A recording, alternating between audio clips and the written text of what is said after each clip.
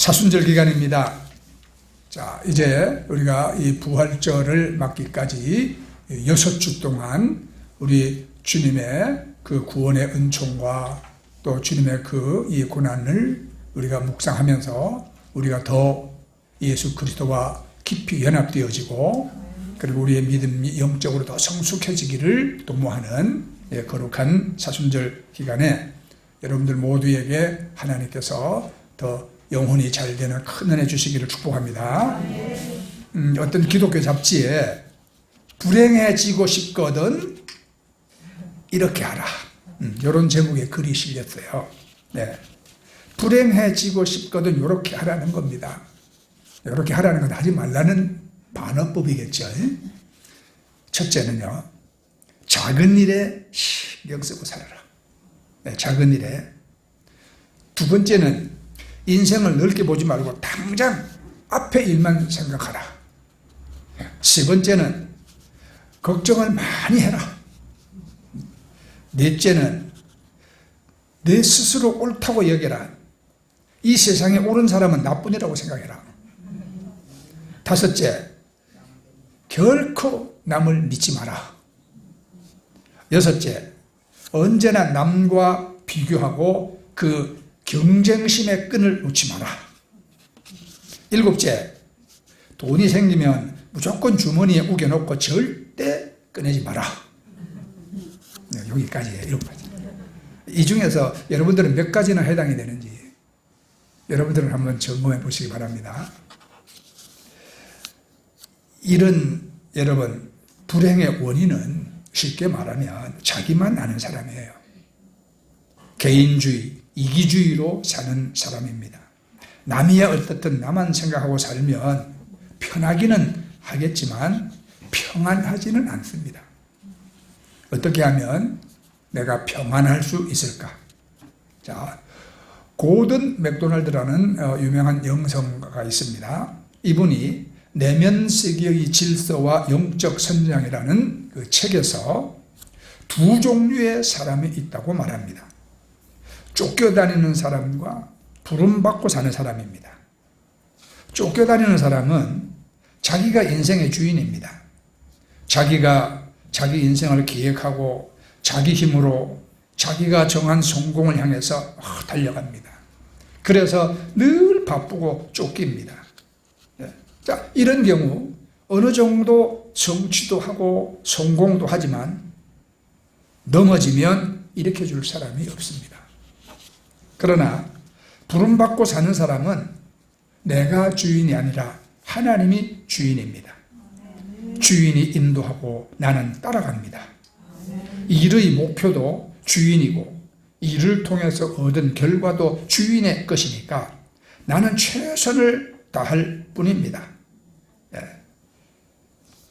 그래서 잘하면 칭찬받지만 못해도 괜찮습니다.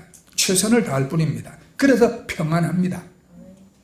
이제 여러분은 어느 편에 속합니까? 쫓기면서 사십니까? 아니면 부름받고 사십니까?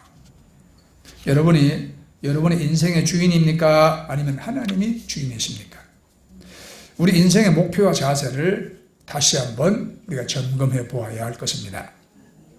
이제 오늘 읽은 말씀 20절 말씀 보면 나의 간절한 기대와 소망을 따라 아무 일에든지 부끄럽지 아니하고 오직 전과 같이 이제도 온전히 담대하여 살든지 죽든지 내 몸에서 그리스도가 존귀히 되게 하려 하나니. 아멘.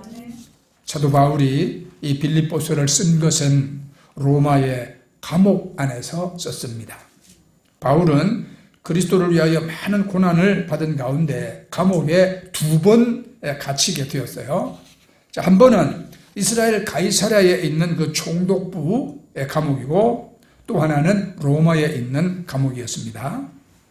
로마의 감옥은 주후 59년에서 61년까지 약 2년간 수감되어 있었는데요. 바울은 주후 64년에 폭군 네로 황제의 손에 의해서 순교를 당했습니다. 그러니까 이제 순교하기 3, 4년 전에 로마 감옥에 있으면서 이 성경을 썼죠. 우리 같으면 여러분 죽기 3, 4년 전에 아무 희망도 없는 음산한 지하 감방에서 낙심하고 절망을 했을 텐데 사도 바울은 성경을 쓴 것입니다. 그 성경을 우리가 옥중서신이라고 하지요. 에베소서, 빌립보서, 골로새서, 빌레몬서 4권입니다. 쉽게 외우려면요, 에빌골몬 읽으세요. 에빌골몬. 네. 자, 이제 도대체 무엇이 바울로 하여금 그 썰렁한 로마의 감옥에서도 여러분 당당하게 생존을 하게 했을까? 바울은 어떤 삶의 목적과 이유를 가지고 있었기 때문에 죽음을 앞두고도 그렇게 당당할 수가 있었을까? 그 삶의 비결은 마음속에 둔 자기 삶의 분명한 목표였을 것입니다. 목표. 그것이 뭐냐면 그리스도를 존귀하게. 바로 그거예요. 그 20절 뒷부분에 보세요. 살든지 죽든지 내 몸에서 그리스도가 존귀되게 하려 하나니. 지금 바울은 로마의 감옥에 있습니다. 그 감옥은 요즘의 감옥이 아닙니다. 요즘 감방은요, TV도 있고요, 선풍기도 있습니다. 마치 학교 기숙사 같습니다. 2000년 전 바울이 수감되었던 옛날 로마의 그 감옥과 그 목 잘렸던 참수당했던 형장을 제가 가봤거든요. 여름의 더위와 겨울의 추위에 그대로 다 노출되어 있습니다. 벌레들도 기어다닙니다. 바울이 이런 감옥에서 살았을 뿐 아니라 그곳에서 성경을 썼습니다. 항상 기뻐하라. 쉬지 말고 기뻐하라. 내가 다시 말하노니 기뻐하라. 예? 도대체 바울은 어떻게 그렇게 살 수 있었을까? 그건 그리스도 예수 때문입니다. 살든지 죽든지 내 몸에서 그리스도가 존귀되게 하려 하나니, 이것이거든요. 상황이 좋았던 것도 아닙니다.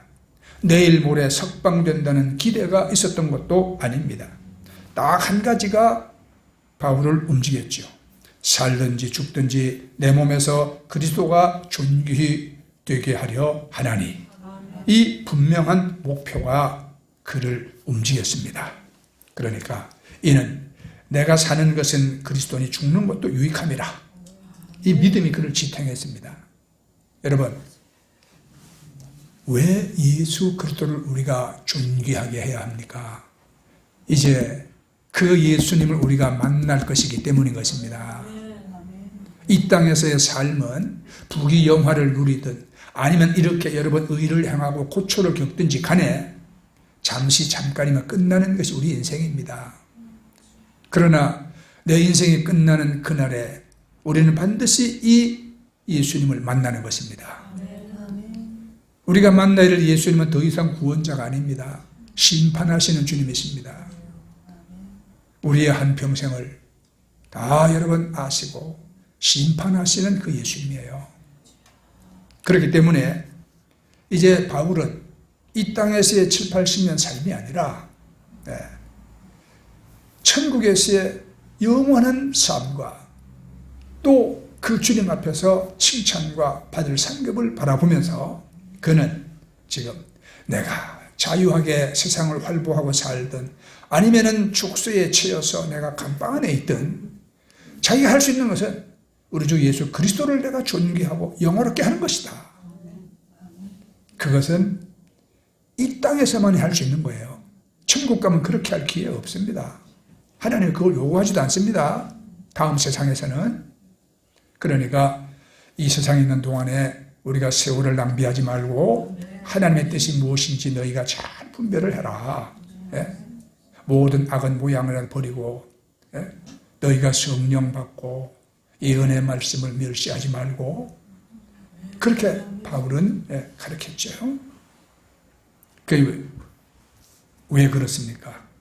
곧 우리는 다음 세상 내 내세에서 예수님을 만나야 되기 때문인 것입니다. 여러분, 어떤 상황에서도 사람을 딱 붙잡는 힘은 분명한 삶의 목표입니다. 내가 살아야 할 이유를 가진 사람에게 삶은 아주 관대하다 그랬어요. 그러나 살아야 할 이유가 없는 사람에게는 삶이 매우 무자비합니다. 그러니까 어떤 철학자가 말한 대로 누구든지 살 이유를 발견한 사람은 어떻게 해서든지 살 수가 있습니다. 여러분은 내가 살아야 하는 이유를 어디에 두겠습니까? 내가 살아야 하는 이유를 어디에 두겠어요? 이유 없어요. 그냥 살지요. 뭐. 예? 이것은 너무 허무합니다. 의미도 없습니다. 목적도 없습니다. 여러분, 우리가 사는 이유를 예수님께 둬야 하는 거거든요. 네? 오늘 말씀을 우리가 다시 보세요.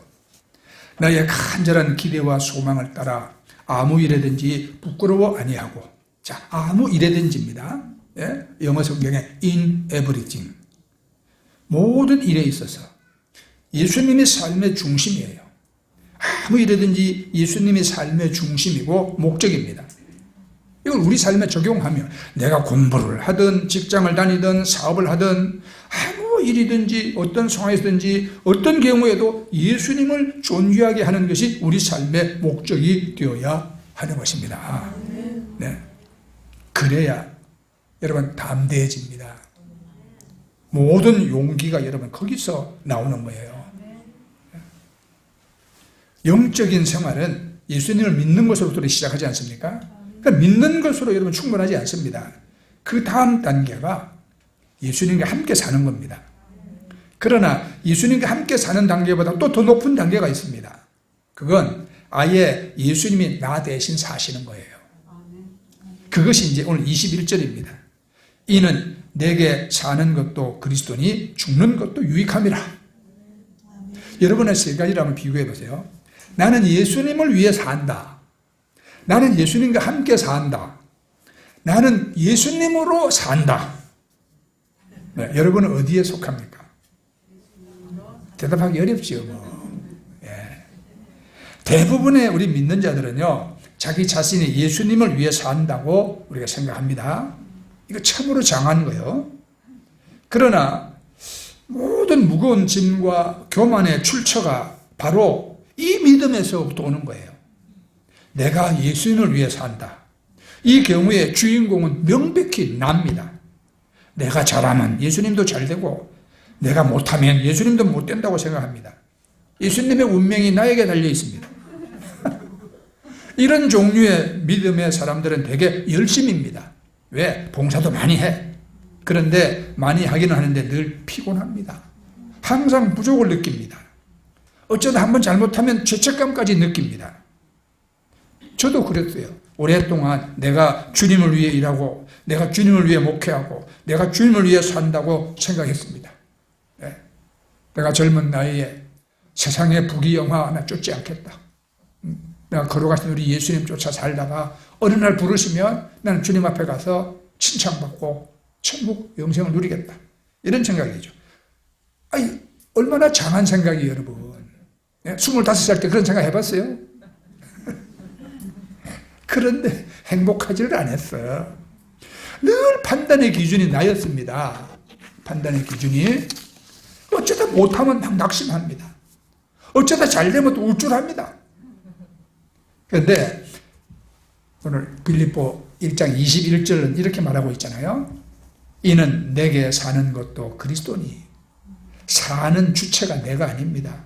주님이 삽니다. 내가 아니라 주 예수님이 사셔. 주님이 나를 대신해서 내 안에 사시는 겁니다.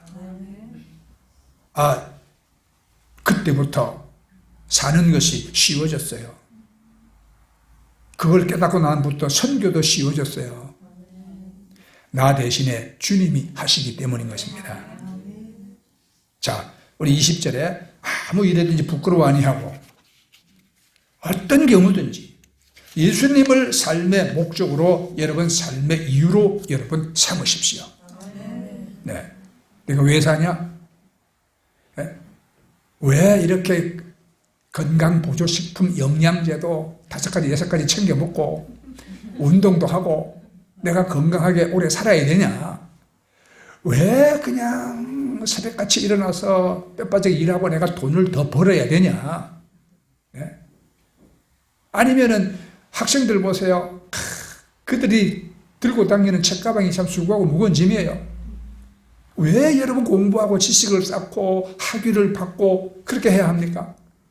그것이 자기 자신 하나 인생의 여러분 영달을 위한 것이라면 여러분 너무 허무합니다. 이게 그 모든 것에 여러분 이유와 목적을 예수님께 둬야 하는 거예요. 예수님의 영광을 위해서, 예수님을 더 존귀하게 해드리기 위해서 나는 배워야 되고, 나는 건강해야 되고, 나는 돈도 벌어야 되고, 그런 여러분 삶의 그 이유와 목적을 예수님께 두시기를 여러분 축복합니다.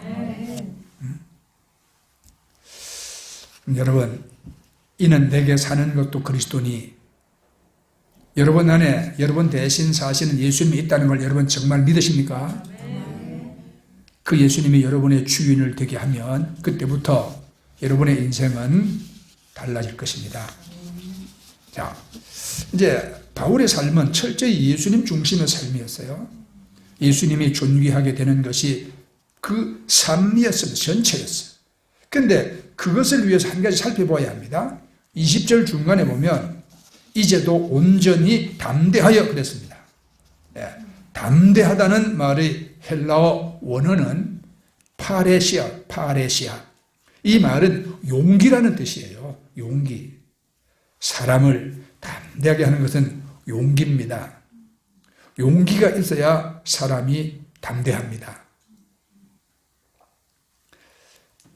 제가 아는 우리 군대생활 같이 했던 동기 중에 하나가요.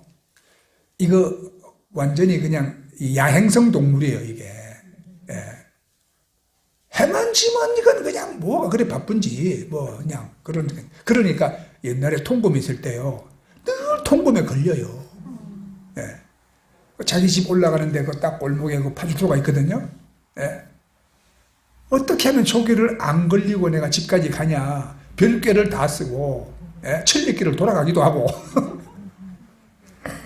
이제 하도 통금에 많이 걸려갖고, 이거는 파출소의 유명인사야, 이거는.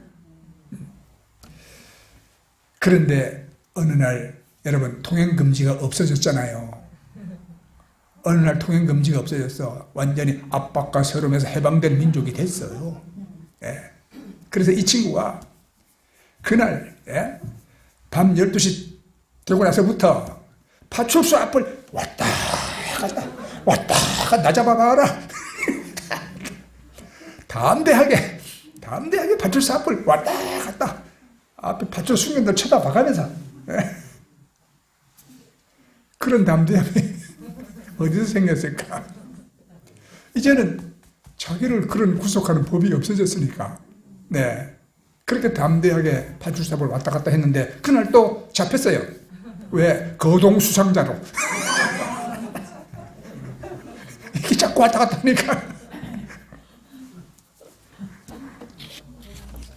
자, 여러분, 우리가 이 담대하다는 것은 이제 용기가 있어야 담대해지는데, 용기는요, 우리가 두 가지 용기가 있어요.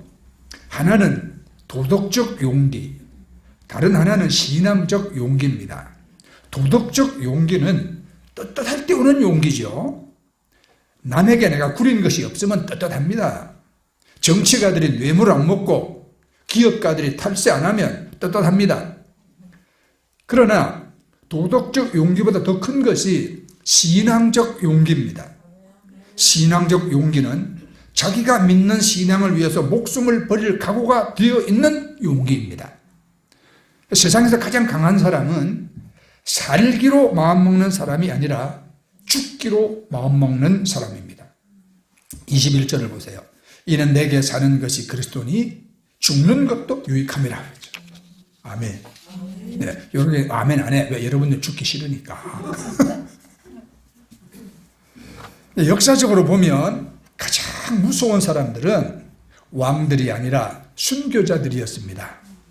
순교자는 주님을 위해서 자기 목숨을 아낌없이 내놓는 사람들이기 때문에 세상에 감당하지 못하는, 이거 어떻게 해볼 수 없는 사람들이었어요.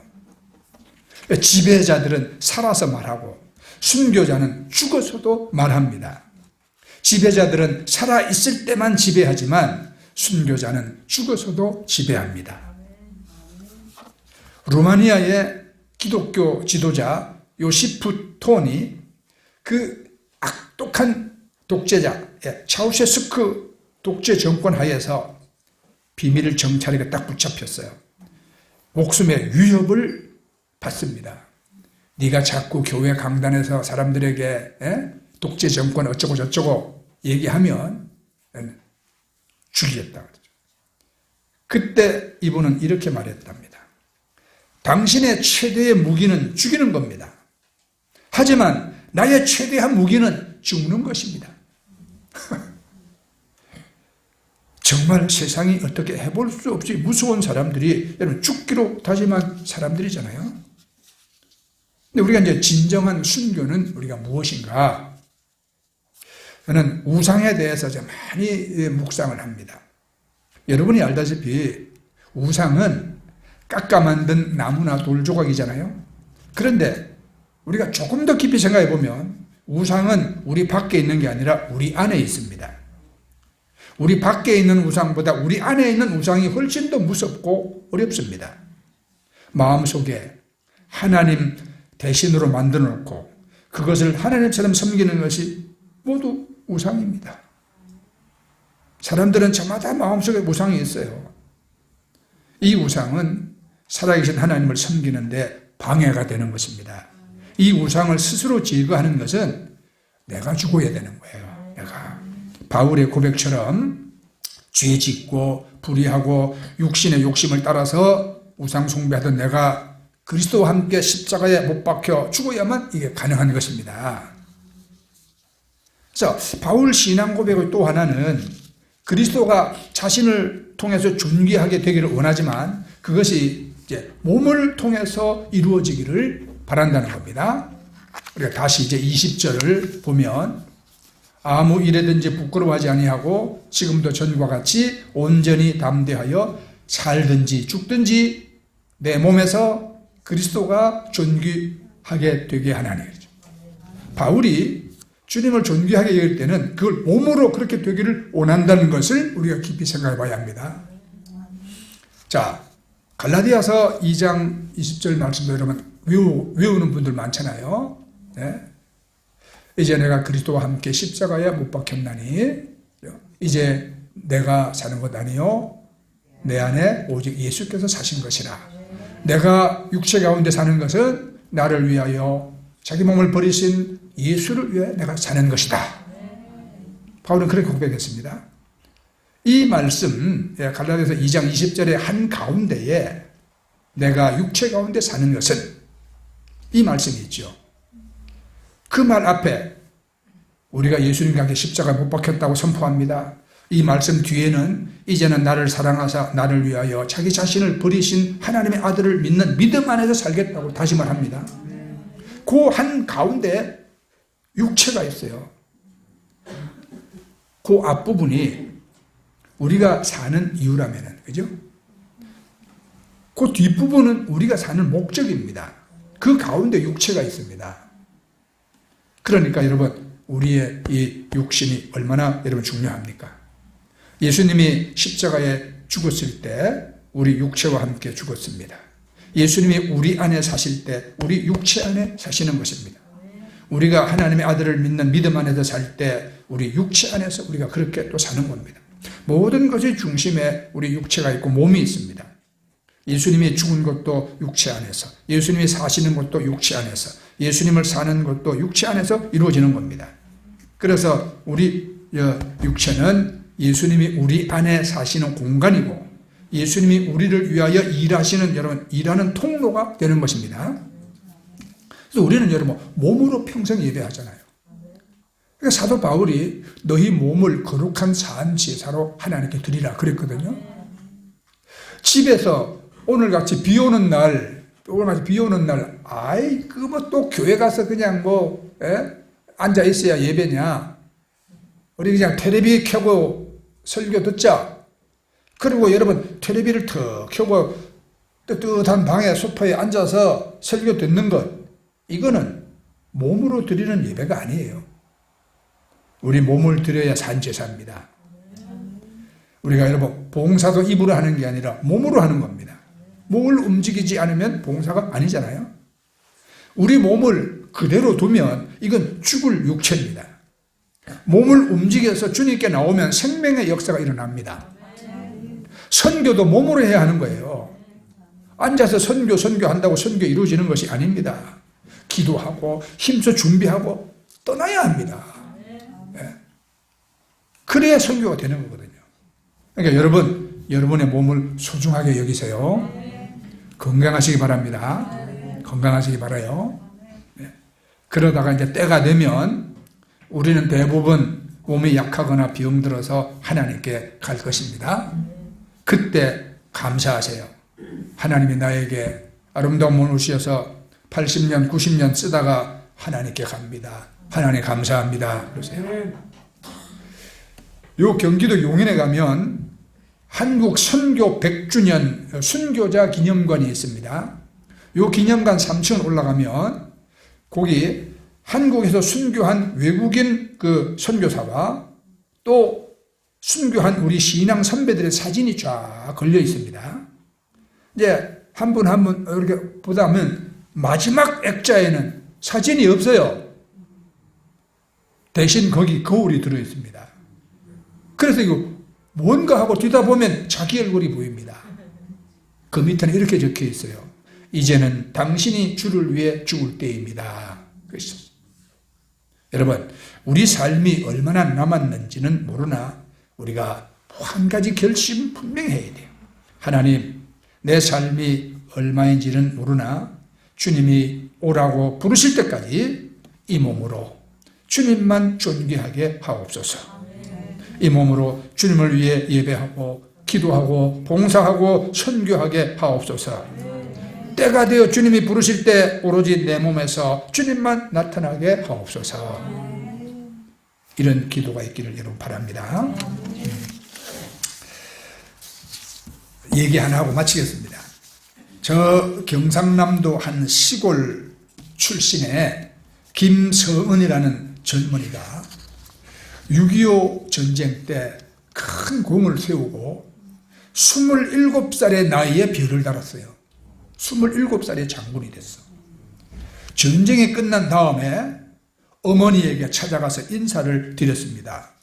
아니, 이 궁벽한 시골 마을에 별단 장군이 온다니까 경찰서장이 마중을 나왔어요. 경찰서장을 대동하고 어머니 앞에 큰 절을 올리고 나서 별 달린 모자를 어머니 앞에 탁 놓고 어머니 곁을 떠났던 이 자식이 별을 달고 어머니를 찾아왔습니다. 그런데 이 어머니는 기쁜 게 아니라 시큰둥하시면서 하는 말이 아들아 잘 들으라. 그 별은 언젠가는 떨어질 똥별이다. 나는 네가 하늘의 별을 달기를 원한다. 네가 어느 지역에 가서 어떤 위치에 있든지 너는 거기서 복음 전하는 일, 성전 세우는 일을 소홀히 해서는 안 된다. 이렇게 말씀을 하셨답니다. 이 아들이 나중에 별세계 삼성장군이 돼가지고 해병대 사령관도 지내고 국방부 장관도 됐습니다. 바로 김성은 장로입니다. 김성은 장로. 이분은 가는 곳마다 복음을 전했고 군부대에 수많은 예배당을 세웠습니다.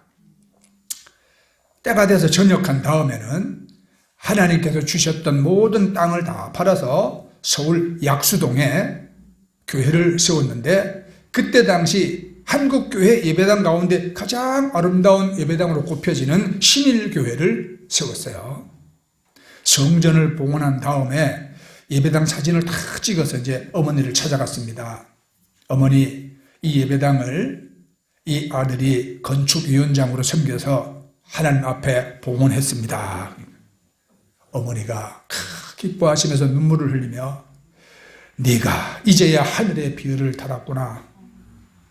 그 예배당을 통하여 많은 영혼을 구원하게 될 것이다. 이제야 내가 땅에 떨어져 썩을 별이 아니고 하늘의 별을 달았구나 하시면서 기쁨의 눈물을 흘리셨답니다. 그러니까 생전에 장군이었고 장관이었고 또 장로이셨던 김성은 장로님은 장군이나 장관보다 장로라는 직분을 더 귀하게 여겼다고 합니다. 하나님을 경외하고 겸손히 교회를 섬기고 목사님을 잘 보필한 장로님의 이 삶의 이야기는 이 땅의 많은 신앙인들에게 참 가장 아름답고 고귀한 삶이 무엇인지를 깨닫게 해준 삶이라고 저는 생각합니다. 이분이 2007년 5월에 이제 천국 가셨거든요. 예. 근데 한국 교회는 김성은 장로를 훌륭한 애국자시요 참 좋은 장로님으로 기억을 하고 있습니다. 마칩니다. 여러분 모두 하나님이 주신 몸을 가지고 예수 그리스도를 존귀하게 하는 삶을 사시고 하늘의 별을 다시는 여러분 다 되기를 축복합니다. 아멘.